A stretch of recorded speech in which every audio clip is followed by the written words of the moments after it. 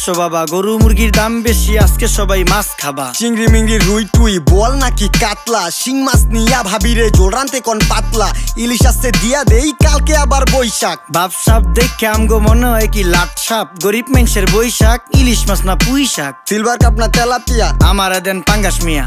এই মাছ ধরতেও ঘিন লাগে হাত দিয়া। দেখছেন কি কয়, হের লাগে গিনা, বাজারের সব জিনিসই স্বর্ণের দামে কিনা।